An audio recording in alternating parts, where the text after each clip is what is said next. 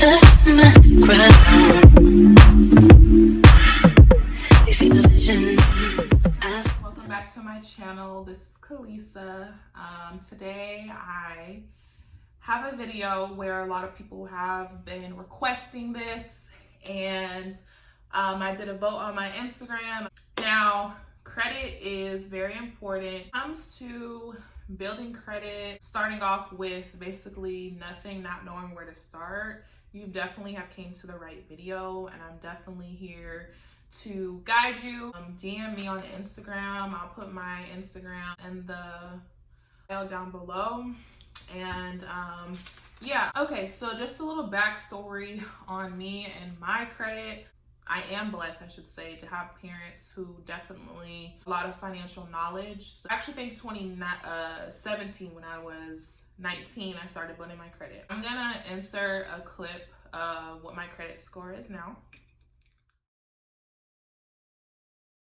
Okay, so that's my credit score as of today. As you can see on the dates, it said January 27th. I think it starts at 0, I don't know. And it goes up to, I think, like 850. A good credit score range in the 700s. That's like really good. Main things that I have learned so far by building my credit, and just letting y'all know. Good rule of thumb is if you get approved for a credit card, do not spend more than 30% of what that limit is, what 30% is, or you can do the math yourself. Now, when I first signed up for a credit card, I signed up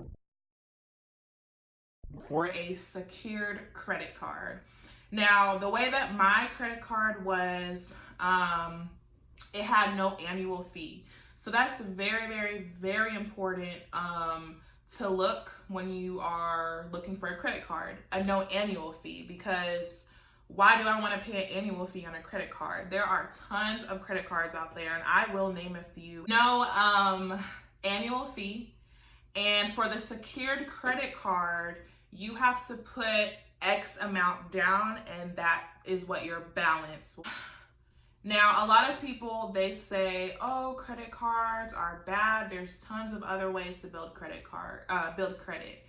Now, the people who say credit cards are bad and all that stuff are typically people who cannot handle making payments. One rule of thumb that I always try to tell people is if you can't afford to pay it now, you shouldn't put it on a credit card. Now, sometimes there are emergencies where you have to use your credit card, and that's okay. Just know that you want to try to avoid interest. You want to try to pay the balance in full. So you can start off by just putting like small bills, such as your phone bill, or like Netflix, Hulu, a subscription, something small, just to kind of get the feel of how it is. So don't be like, ooh, I got $500, I'm gonna spend $500. No, don't do that, because when you get that bill next month, you're gonna be like, what the hell? You're gonna be so confused. I already have the money for my phone bill, but I would put it on the credit card, and then I would pay it right before it's due. I recommend that you put something on there that's reoccurring every month. You don't necessarily have to do automatic payments, but you definitely will need to have a bank account.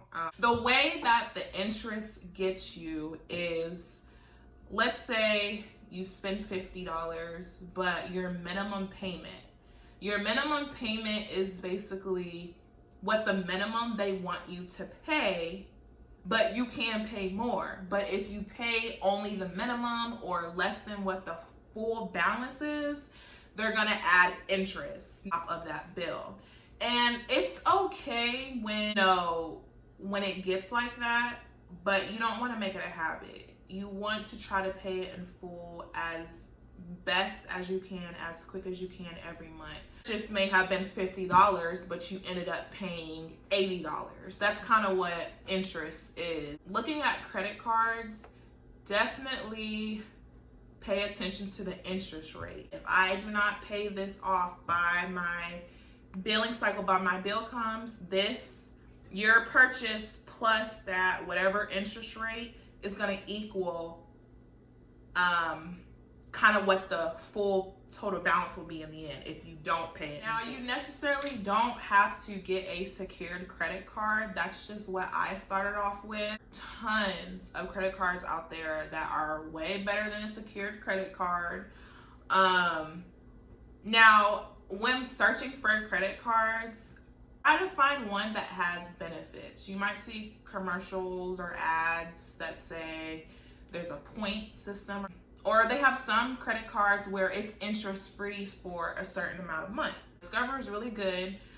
Personally, I've had no problems with them.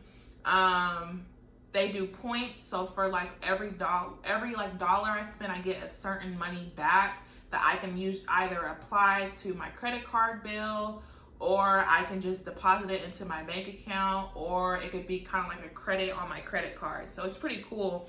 I usually use my credit card for like vacations. They have a benefit. It's interest free for 14 months. So my credit card is interest free until July of this year. Definitely take a look at credit cards that offer benefits, points, and things like that.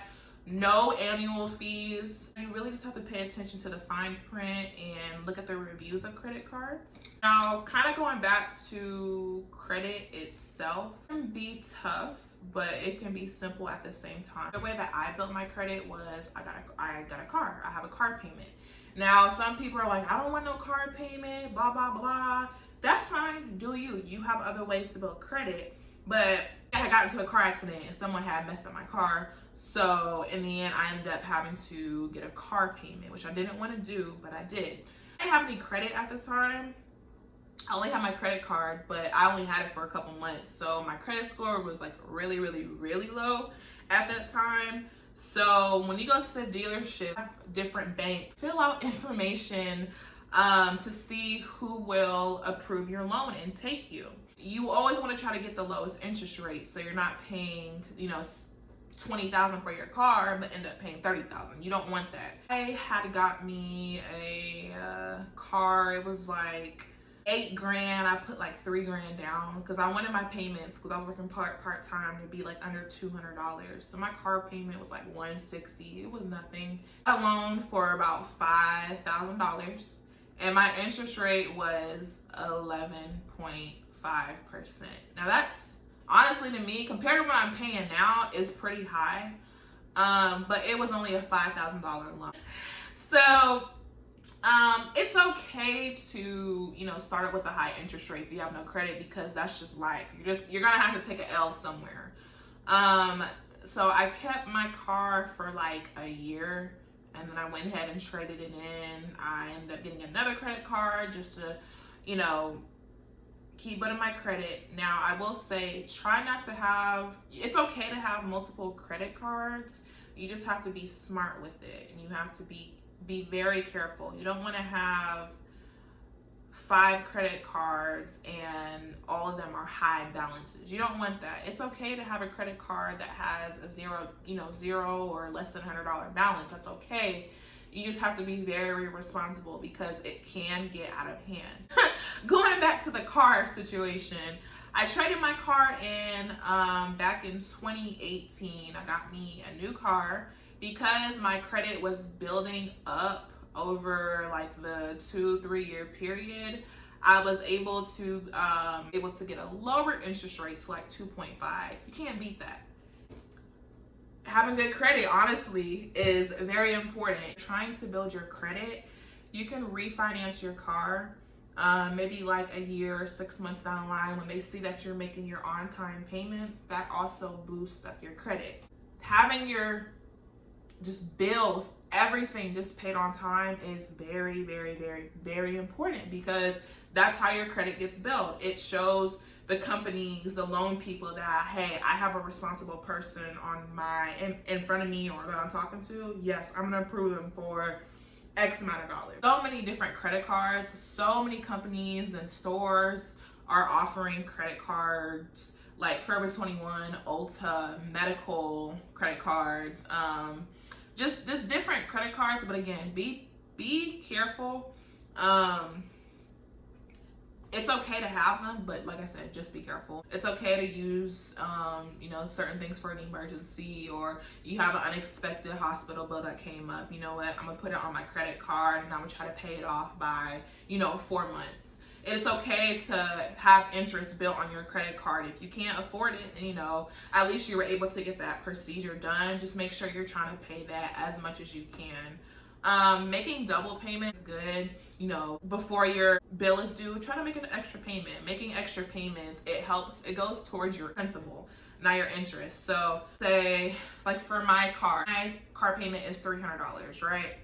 And my principal meaning the amount that goes to your car, the actual cost of your car, then you have interest. Actual principal payment is $230, right? And then, or $250. And my interest is $50. If I put an extra $100 towards that $260 or $300 payment, then it's gonna deduct from the principal, not the interest. So when you make extra payments, it goes towards the main balance, not the balance with interest, if that makes sense. I hope that does. But let me know if it does, and I'll try to explain it better. Another thing that is very important, credit. Credit is everything. Most people are like, oh no, I'll take $100,000. Like there was a meme, it was like, would you rather have $100,000 or would you rather have good credit? Now, me, I would love to have the money because I already got the credit. So that's that. But when you have really good credit, you can literally get any and everything. Hence, I have my own apartment. Everything is in my name. I have everything. I didn't need no co-signer. When I got my apartment, there were like certain things that was waived because I have good credit. Sometimes when people get their first apartment, since they typically most people don't have any credit, they might have to pay their first and their last month rent, or like an X amount of rent. But for me, I only had to pay my first month, just like everybody, and my prorated rent and my deposit and like my apps and like stuff like that. But they were so impressed. They're like, oh, you're 21, 22 now, but at the time I was 21. They're like, oh, you don't have to pay this, blah blah blah. I was like, no, your girl got good credit. And then also like for my utilities, a lot of the times utility companies, they want you to pay a deposit if you don't have any credit. But I didn't have to do that because I have good credit. So having good credit has a lot of benefits. So just keep that in mind before you try to make a big purchase. If you can stay home for a couple months, try to build your credit as fast as you can, as quick as you can. You'll be able to save in moving fees. But another pointer I have, do not sign up for every single credit card. You know how you might be at Ulta or you might be at H&M or wherever. They'll be like, you want to sign up for a credit card today? You're going to be like, yeah. Don't do that. Because, I'm not saying don't, but it'll be kind of hard because you're like, what, I have this credit card, I'm going to go shopping. And then next thing you know, you spent $500 before your billing cycle is up. And then you don't have $500. You barely have any money. So don't out here looking like you got money, but you're using credit cards for everything and you barely can pay your minimum payment, because that's not a cute look. It's, I don't like to judge people, but I see it a lot, and you just have to be careful. Just in case if something goes down, you want to have that. It is good to have savings. It's very important to have that, but sometimes you don't have $10,000 in your savings. Where is that going to come from? So that's something very, very, very, very important as well.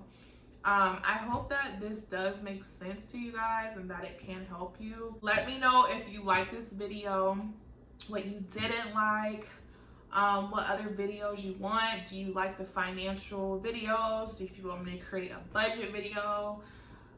just let me know. But thank you so much for watching, and I appreciate you. If you would subscribe to my channel.